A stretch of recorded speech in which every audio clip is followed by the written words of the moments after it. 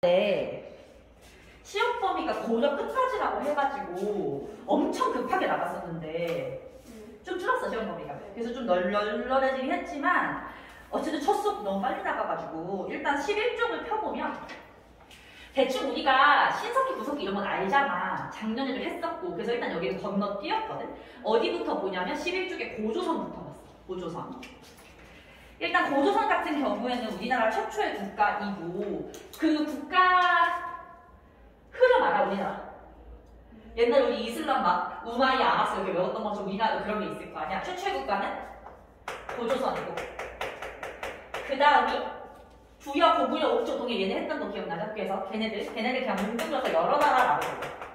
여러 나라에는 부여, 고구려, 옥조, 동해 이런 애들이 있고 여기서 통합되면서 삼국시대로 넘어가는 거지. 삼국시대에 어떤 나라가 있어?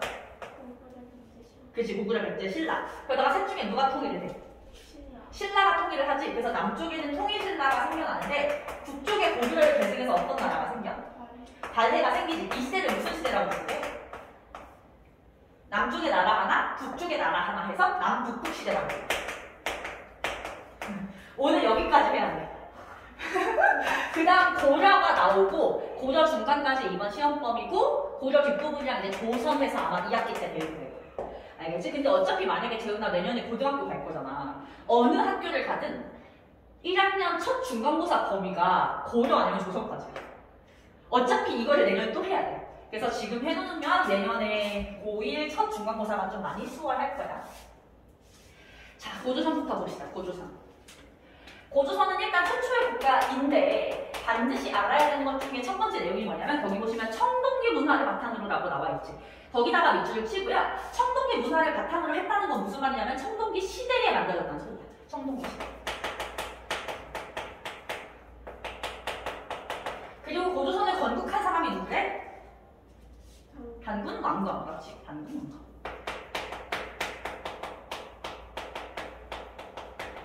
근데 일단은 단군왕검이라는 명칭을 통해서 알 수 있는 거 먼저 한번 해볼게. 단군왕검이라는 이름의 뜻을 알아 혹시?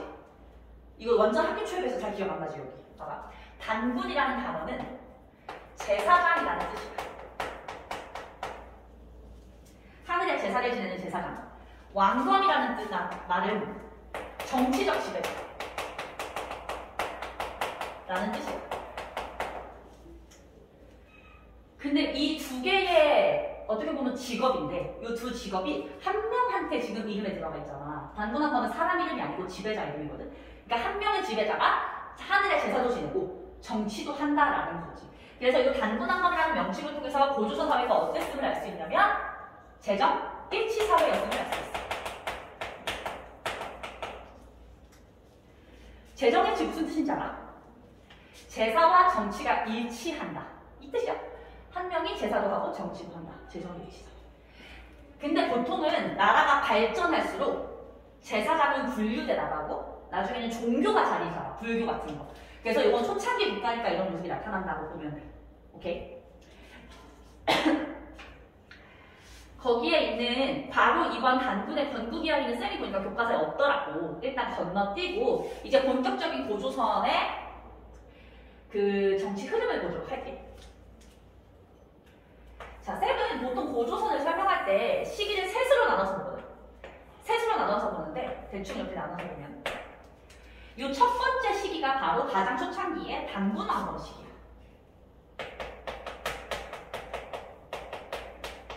그러니까 단군왕검이라는 지배자가 통치했던 시기고 단군왕검이 통치한 시기가 거의 1000년 정도 되거든. 자, 그럼 봐봐. 단군왕검이잖아. 일단 이것 통해서 재정일치 사회였다는 걸 알 수 있었어 우리가. 근데 하나만 더 물어볼게. 우리 보통은 국가의 통치자를 왕이라고 부르지. 왕이라는 말은 어느 나라 말이야? 중국 말이지. 근데 얘가 왕이라는 말을 안 쓰고 단군왕검이라는 독특한 명칭을 쓰고 있다는 건 이 고조선 초창기 시기에 중국이랑 교류를 했다는 거게 안 했다는 거게? 안 했다는 거야. 알겠지? 일단 그거 하나 그냥 이거는 흐름상으로 알 수 있으면 돼. 초창기 고조선이 중국이랑 딱히 교류를 하지 않고 있었어. 그러다가 어느 시점부터 정확히 언젠지는 모르지만 갑자기 이제 왕이라는 칭호가 쓰이기 시작한다는 거지. 그럼 이 두 번째 시기는 고조선이 너무 옛날이라서 기록이 많지 않아가지고 대충 뭉뚱겨서 얘기하는 거지만 어느 순간부터 중국하고 교류하기 시작했다라는 거지. 그치? 그 고조선의 왕 중에 한 명은 뭐 중왕이라는 왕이 있다. 이건 그냥 알고만 있으면 되고. 이 고조선 사회의 모습을 보면 왕 밑에 또 이제 지배층이 존재했던 것도 알 수가 있어. 여러 관직도 존재했고요. 그리고 여기 하나만 보면 당시 중국의 연나라와 대립할 정도로 성장했다 이런 표현도 나올 수 있어. 이거 그냥 써놓고 여기 교재에 약간 순서가 뒤바뀌어서 나와 있어가지고 그냥 써놓고 나중에 찾아보는 게 좋을 것 같아요. 이게 두 번째 시기. 준왕이라는 왕이 있고 왕 밑에 여러 지배층이 있고 중국의 연나라와 대립할 정도. 어쨌든 요 당시에는 동아시아에서 중국이 가장 강하다는 거 부정을 못하잖아. 근데 그럼에도 불구하고 중국의 연과 대립했다는 걸 알 수 있다. 제일 중요한 건 요 세 번째 시기야. 자, 요 세 번째 시기는 뭐라고 부르냐면 중요하니까 빨간색으로 써볼게. 위만조선 시기라고 해요. 위만조선. 요 위만이라는 인물을 반드시 기억해야 돼.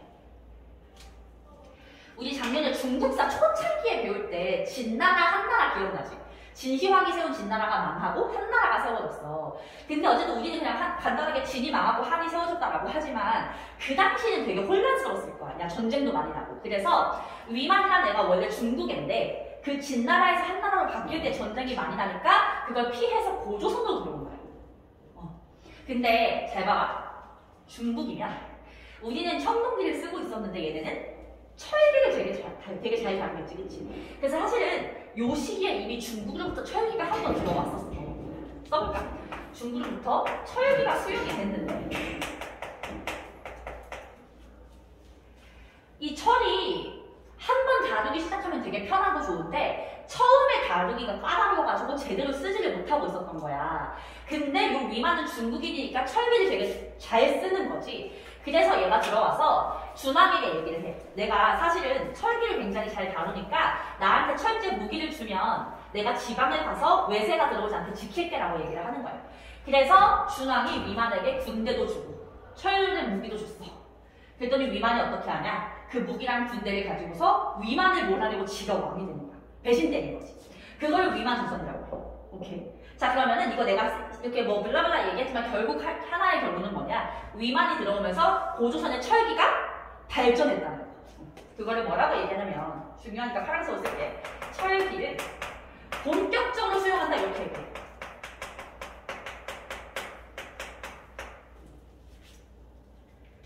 위만이 들어오기 전에는 그냥 철기가 말 그대로 그냥 수용된 거, 그냥 들어온 거고 본격적으로 제대로 쓰기 시작한 건 요 위만 때. 그리고 위만 때 전성기였는데 되게 나라가 잘 나갔거든. 그때 봐봐. 중국에 결국 이제 한나라가 세워졌어. 한무제 했던 거 기억나지? 한나라가 세워지고 고조선은 여기 만주 땅에 있는데 요 한반도 남부에도 나라가 있었어. 그 나라 이름은 몰랐네. 요때 요 고조선이 어쨌든 한나라랑 얘 사이에 있다 보니까 얘네 둘이 서로 교역을 하고 싶으면 고조선을 지나쳐가야 되는 거야. 그래서 고조선이 야 그냥 길을 내줄 순 없고 돈 내고 가 이렇게 된 거지. 그러면서 돈을 되게 많이 벌었어. 사이에서 무역을 연결해 주는 걸 뭐라고 하냐면 중개무역이야. 이거 노란색으로 써볼게. 중개무역. 어디와 어디 사이에서 중국의 한반도 남부 사이에서 중개무역을 해서 굉장히 돈을 많이 벌었다. 근데 이게 말이 중개무역이지 얘 입장에서는 지리적으로 가운데 있다는 거 이용해서 돈을 삥 뜯어가는 거잖아. 그러니까 한나라가 열받은 거야. 그래서 결국은 한무제가 침략을 해와서 멸망하죠. 멸망은 한나라에 의해서.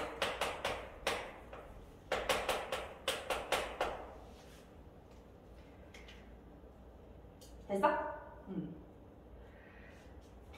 자, 그러면 이걸 일단 너가 필기를 했고 쌤이랑 교재를 한번 보도록 하자. 교재 큰 2번. 철기의 보급과 고조선의 발전을 보면 괄호 1번의 밑줄 철기 수용과 발전. 철기는 어디로부터 수용해 온다? 어느 나라? 중국으로부터 들어온다. 그래서 아래줄 보시면 왕 친구를 사용하고 왕 동그라미. 그 다음 그 옆에 밑줄 연과 맞설 정도로 성장. 아까 쌤이 여기 필기 다 해준 거 교재에 나와 있는 거 그냥 한번 보는 거야. 그러다가 괄호 2번 위만의 집권 나왔죠. 괄호 2번은 별표 하세요. 위만의 집권. 그래서 위만이 준왕을 몰아내고 집권했는데 그 뒤에 밑줄 본격적으로 철기 문화가 수용되었다. 위만의 집권 맨 끝에부터 본격적으로 철기 문화가 수용되었다. 그리고 아랫줄 중개무역 체크, 중개무역으로 이제 이득을 얻었다. 됐어?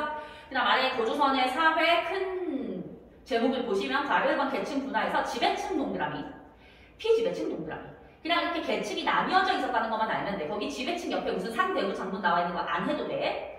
그 다음 고조선에 법이 있었다는 건 일단 건너뛰고 조금만 이따가 볼게. 아래 고조선의 멸망을 보시면요. 바로 이번 멸망 과정의 밑줄 치자. 한해 고조선 공격.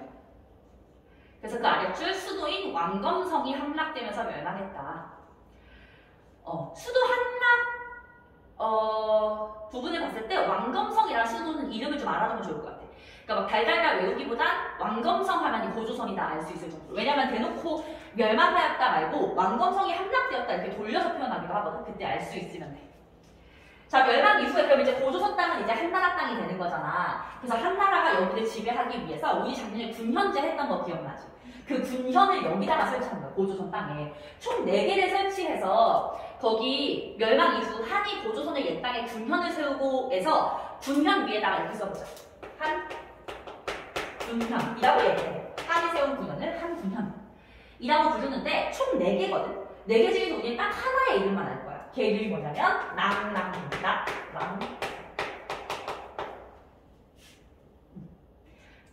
낭랑군이 어디 있냐면 지금 요 평양 쪽에 있단 말이야. 그래서 나중에 고구려가 요 낭랑군을 차지하는 내용이 나올 거라서 얘만 알아두면 돼. 알겠지?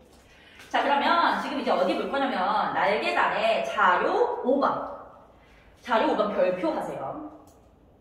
지도가 나와 있고 거기 이렇게 회색으로 되어 있는 부분이 고조선의 영토로 추정되는 곳이야. 그러니까 지금의 북한 땅에서 만주까지 포함이 되고 있지. 근데 고조선이 그렇게 옛날인데 고조선 영토를 어떻게 알 수 있는지 궁금하잖아. 그게 뭐냐면 거기 아래 내용 봐봐. 비파경동검 네모, 탁자식고인돌 네모. 그 두 가지가 발견되는 곳은 고조선 땅으로 보는 거야. 두 개가 공통적으로 발견되는 거. 그래서 요거는 굉장히 시험에 잘 나와. 만약에 주관식이 나온다면 얘는 주관식으로 잘 나오는 애고요. 아래 자료 6번 고조선 사회의 특징에서 첫 번째 위에가 단군의 건국 이야기인데 걔는 일단 건너뛰고 아래 팔조법을 볼게. 팔조법 별표 3개. 고조선에 법이 있었는데 법이 총 8개였대. 그래서 팔조법이라고 부르는데 오늘날은 3가지 조항밖에 안 남아있어. 그 3가지 조항을 보는데 쌤이 이제 읽으면서 설명해주는 걸 필기하면서 들으시면 돼요. 첫 번째 줄 보면 사람을 죽인 자는 즉시 죽이고 남에게 상처 입힌 자는 곡식으로 갚는다라고 되어 있어. 자, 사람을 죽인 자는 즉시 죽인다. 뭘 중시하는 것 같아? 사람을 죽이면 안 되니까 생명을 중시하는 거야. 써보자. 생명 중시. 근데 생명을 왜 중시할까? 모든 인간은 다 존귀하니까? 그런 의미는 좀 아닐 것 같지 않아? 그치? 이거는 노동력 때문이야. 노동력 중시도 같이 써주세요. 이때는 사람 한 명 한 명이 노동력이기 때문에 함부로 죽이지 않았다. 그 다음 남에게 상처 입히자는 곡식으로 갚는다. 곡식 동그라미. 곡식이 중요한 사회였으니 농경사회임을 할 수 있다.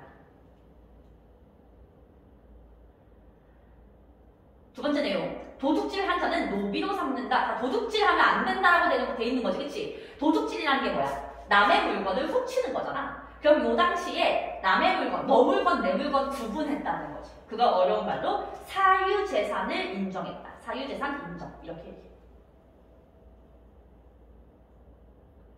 그리고 노비로 삼는다라고 되어 있지. 노비 동그라미 하시고 계급이 나뉘어져 있었다. 계급 존재.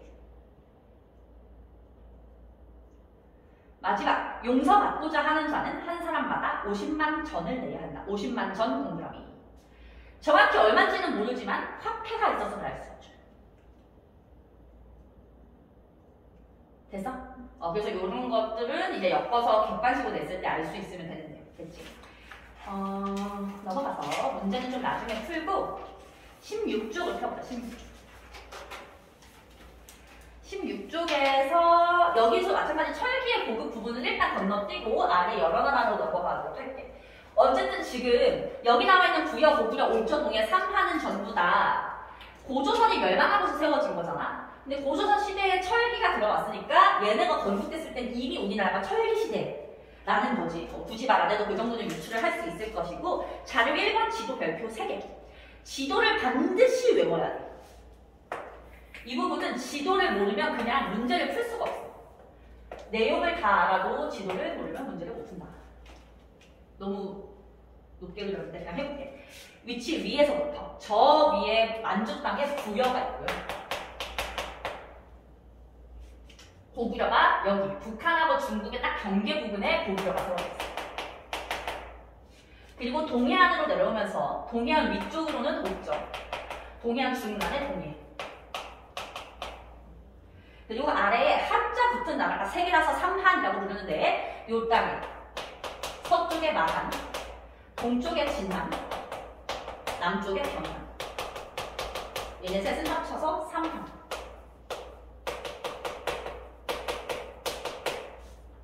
지도를 반드시 외워야 돼. 됐어? 각 국가의 특징들을 다 외워야 되고 여기서는 문제가 뭐 1개에서 많으면 3개까지 나올 수도 있는 내용이야. 자, 일단 부여부터 봅시다. 부여. 여기에서 교과서에 있는 것들만 내가 설명을 할 거니까 내가 설명 안 하고 넘어가는 거 교과서에 없다고 생각하면 돼. 일단은 성립 부분에서 만주 지역에 세워졌다고 나와 있고요. 정치 부분부터 볼게. 정치에서 밑줄 칩니다. 부여는 연맹왕국이다.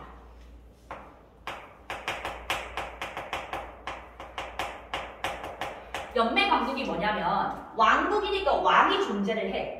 근데 여러 부족이 연맹해서 만든 왕국인 거야.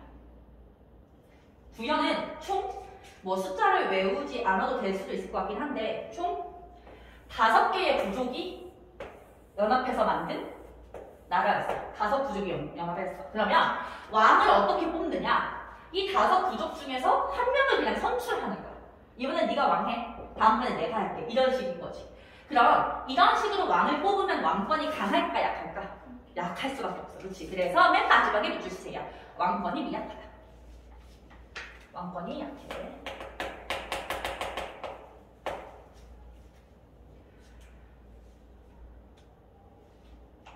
그리고 여기가 만주 땅이잖아. 우리나라 북쪽으로 올라갈수록 날씨가 어떻게 되게? 추워져. 그러면 농사가 잘 될까 안 될까? 안 돼. 그래서 성님 맨 뒤에 밑주실게요. 밭농사와 목축이 발달하죠. 밭농사와 목축. 우리 쌀을 농사짓는 걸 벼농사라고 하잖아. 비가 많이 오고 따뜻해야 벼농사가 되는데 얘네는 춥고 이러니까 벼농사를 못해서 밭농사를 한다는 거지. 그리고 농사 자체가 잘 안 돼서 결국은 가축을 키울 수밖에 없다라는 것이고 풍속에서 밑줄 칠게요. 엄격한 법. 법이 엄격했고 순장 동그라미 순장. 순장 뭔지 알아?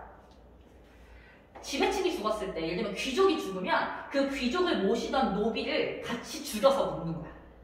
왜냐면 사후세계가 있다고 믿었기 때문에 죽어서도 주인님을 모시라는 거지. 그리고 아래 밑줄 소의 발굽 모양으로 길흉을 점쳤다. 소의 발굽 모양으로. 그래서 소 발굽 있잖아. 그거를 불에 태워. 그 불에 태우면 약간 이렇게 찢어질 거 아니야. 근데 그 모양을 보고서 예를 들면 전쟁을 해라 말아라 이런 거를 결정을 하는 거야. 이거는 왕권이 약하니까 왕이 전쟁을 하자 했는데 지면 왕한테 모든 책임이 지어지잖아. 그래서 왕이 그것을 면하기 위해서 야 이거 점 쳐서 하라 그러는데 점내 점이 틀렸나 봐. 이런 식으로 하려고 점을 치는 거지. 무슨 말인지 이해됐지? 그리고 제천 행사가 있어요.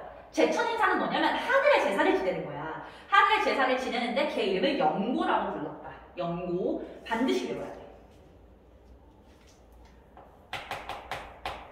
그럼 영구 옆에다가 하나만 써보면 이게 12월 달에 했어. 12월. 이거 부여만의 특징인데 우리 원래 다른 지역도 있다가 제천 행사 다 배울 건데 다른 지역은 전부 다 10월에 하거든. 왜 10월에 하늘의 제사 지내게? 우리 추석하고 비슷해. 추석 9월, 10월 이쯤이잖아. 농사 짓고서 추수한 다음에 감사하다라고 해가지고 그때 추수한 곡식 해가지고 하늘 제사 지내는 거거든? 근데 얘네는 농사가 잘 돼, 안 돼? 잘 안 되잖아. 그러니까 얘는 사실은 농사 짓는 것보다 뭐가 더 중요하냐면 사냥이 잘 되는 게 중요한 거야. 근데 봐봐, 얘는 추운 지역이지. 그러니까 겨울 되면 무조건 눈이 엄청 쌓여. 거의 종아리만큼. 그럼 눈이 쌓여있을 때 사냥이 편하게 어렵게? 어려울 것 같지. 근데 쉬워. 왠지 알아? 사슴 발자국만 따라가면 돼. 눈이 쌓여있어요. 그래서 12월 달에 이번 겨울에도 사냥 잘 되게 해주세요라고 제사 지내는 거야. 나머지는 다 10월이고 얘만 12월이니까 좀 독특하게 기억해놔야 돼. 자, 그다음 고구려 보자. 고구려는 워낙 중요하지. 나중에 삼국시대까지 연결되는 나라니까. 요 고구려가 쭉 가는 거야. 고구려 누가 세웠는지 알아? 주몽이라고 해요. 주몽. 자, 거기다 주몽을 체크하시는데요. 주몽. 거기 앞에 보면 부여에서 이주해왔다고 되어 있지. 주몽은 원래 부여 사람이었는데 새로운 나라를 세우고 싶어서 내려가서 여기서 세운 나라가 고구려예요. 그 말은 고구려를 세운 사람이 원래 부여에서 살았다는 거잖아. 그러면 부여랑 고구려는 공통점이 많겠지. 그치? 그래서 이제 공통점이 되게 많을 수밖에 없다라는 것인데 그거를 공통점은 좀 밑에서 보고 수도부터 체크합시다. 수도 졸본.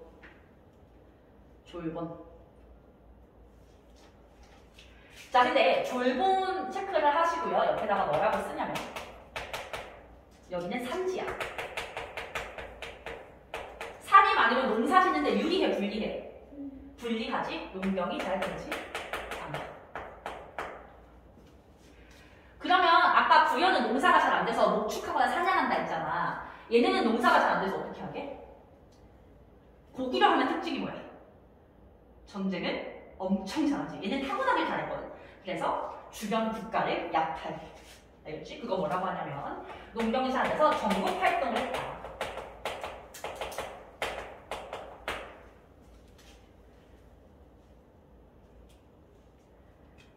근데 뭐 전국 활동을 한 한계가 있으니까 나중에 수도를 평지로 옮기기는 해. 그건 나중에 볼게. 자, 정치에서 연맹왕국 체크해서 연맹왕국. 아까 우리 연맹왕국 배운 거 어디였어? 부여지, 그치? 부여랑 고구려의 공통점 연맹왕국. 왜냐면 지배자가 같은 나라. 아까 부여도 외울 필요 없지만 5개 부족이 연맹했는데 얘네도 5개 부족이 연맹을 했거든.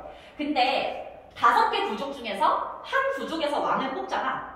그러면 나머지 내 부족장은 왕은 아닌 거지? 그러나 자기 권력을 좀 과시하고 싶겠지. 그래서 내 부족장이 모여서 왕을 좀 견제할 수 있게 회의를 열어. 각 부족장을 가라고 불러요. 가. 그래서 가들이 모인 회의를 제가회의라고 하죠. 제가회의. 어에 있어서 제가회의. 거기 맨 끝에 나와 있어. 그렇죠? 연맹왕국 맨 끝에 제가회의. 얘는 좀 별표야. 시험에 좀 잘 나와. 고구려 제가회의는 귀족들이 모이는 회의다. 귀족회의. 왕을 견제한다. 됐어?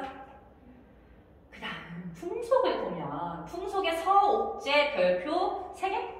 엄청 시험 잘 나와. 서옥제. 서옥제는 뭐냐면 혼인풍습이야. 결혼하는 건데 결혼했을 때 남자가 여자 집에 들어가서 살아요. 재은이를 치면 재은이 아빠가 재은이 어머니 집에 들어가서 재은이 외할머니 다 모시고 사는 거야. 그게 고구려의 특징이고 서옥제라고 불러. 그리고 제천행사 이름은 동맹. 동맹 이거 몇 월이게? 그치, 10월. 얘는 뭐 굳이 외울 필요는 없이 10월. 추석이야, 추석. 됐어? 자, 이제 옥저랑 동해를 볼 텐데 옥저랑 동해는 일단 잘 봐봐. 바다 쪽에 있잖아. 그럼 해산물이 많겠지. 그건 그냥 기본적인 특징으로 가는데 거기 표를 보면 옥저랑 동해는 정치 내용이 같아요. 정치 내용이 같은데 둘 다 뭐가 없대? 왕이 없어. 왕이 없고 군장이 다스리는 국가야.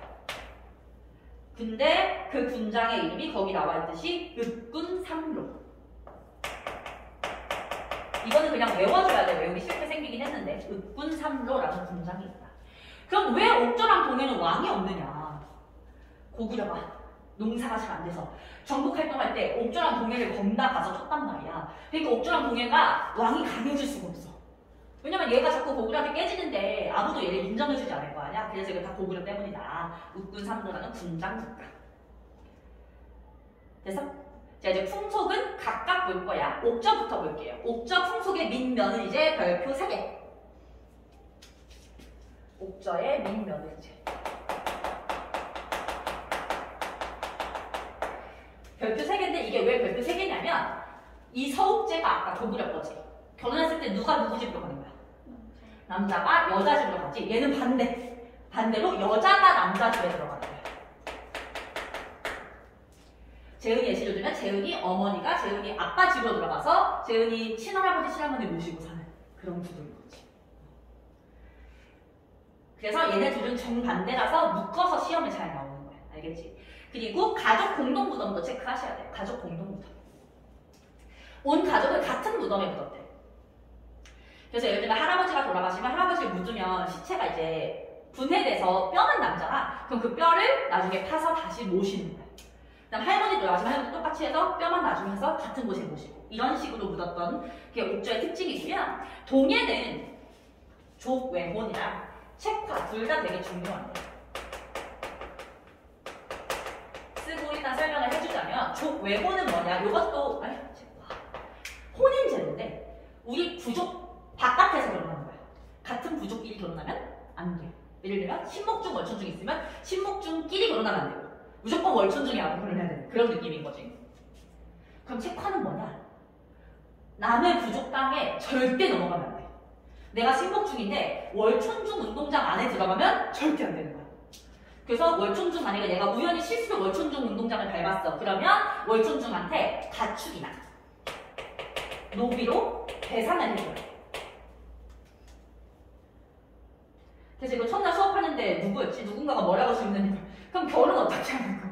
여기 넘어가지 못하는데 걔네랑 결혼하면 그러니까 정략 결혼이지 않았을까 이렇게 생각을 하는 거죠. 어쨌든 그렇고요. 옥전은 제천 행사가 없었거든. 동해만 제천 행사가 있어. 이름은 무천. 얘도 10월이겠지. 그리고 동해는 또 특산물이 있어. 근데 특산물 이름들이 좀 이상해. 체크해볼게요. 단궁, 과하마, 반어피. 셋 다 알아야 되는데 뭐 얘네는 뭐 당연히 개 빠지고 나왔을 때 동해인 것만 알면 되니까 보다 보면 외워지거든. 단궁은 거기 나올 때 작은 활이야. 과하마는 뭐냐면 한자 뜻풀이하면 이거다. 과일나무, 아래를 지나가는 말 이거야. 그러니까 키가 작은 거야. 당나귀 비슷한 게 아니었을까 싶어. 반어피는 바다표범 가죽. 바다표범 가죽.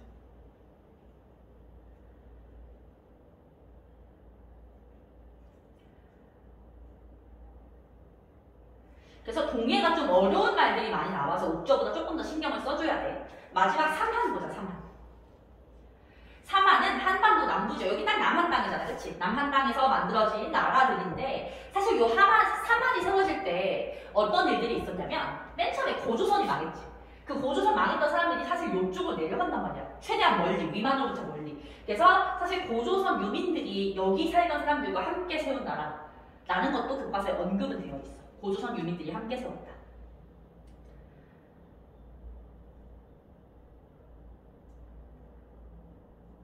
이 삼한도 옥저나 동해처럼 왕이 없고 군장이 다스리는 형태였어. 군장. 이 삼한의 군장 이름은 또 따로 외워줘야 돼. 아까 옥저 동해는 읍군 삼노였다면 얘네는 신지읍차. 신지읍차.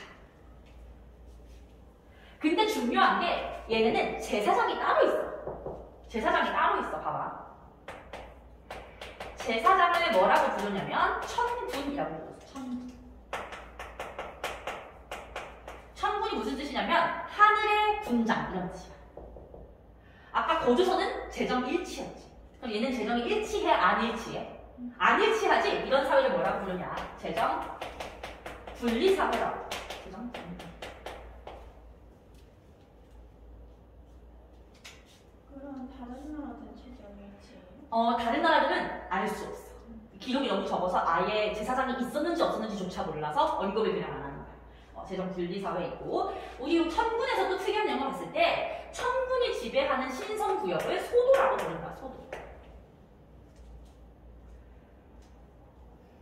그 우리나라에 명동성당이 있잖아. 내가 만약에 뭐 국가에 반대하는 게 있어서 명동성당에서 시위를 한다 그러면 국가에서 막 경찰을 함부로 거기 들어보내지 못한다? 왜냐면 명동성당은 좀 신성한 구역이라고 생각해서 좀 허락도 받고 이런 게 필요한데 비슷한 느낌이야. 여기는 하늘의 제사를 지내는 특별한 구역이라서 이렇게 소도라고 표현을 이렇게 멀리서도 볼 수 있게 해놓거든. 근데 만약에 어떤 범죄자가 범죄를 저지르고 여기로 도망을 가잖아?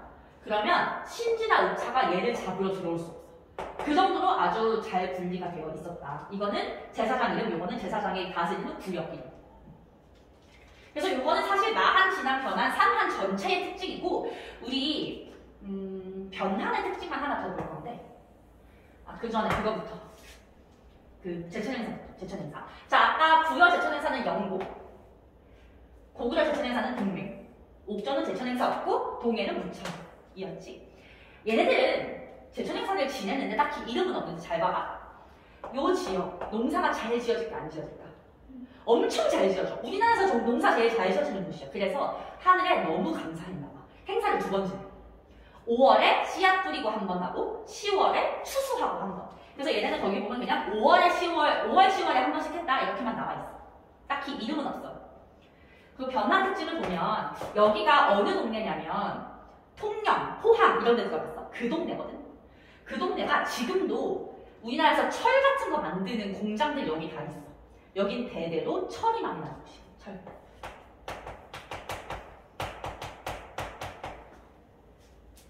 그래서 철을 많이 생산해서 낙랑과 외에 수출을 했고, 낙랑 아까 기억나지? 고조선이 멸망하고서 한 나라가 세운 것이었고, 여기 평양 쪽에 있다고 했잖아. 낙랑. 이렇게 팔고 바다 건너 일본에도 팔았다. 그리고 덩이쇠 체크. 말 그대로 이렇게 덩어리로 되어 있는 쇠인 거야. 얘를 갖다가 하도 철이 남아 도니까 화폐로 쓰기도 했다. 됐어?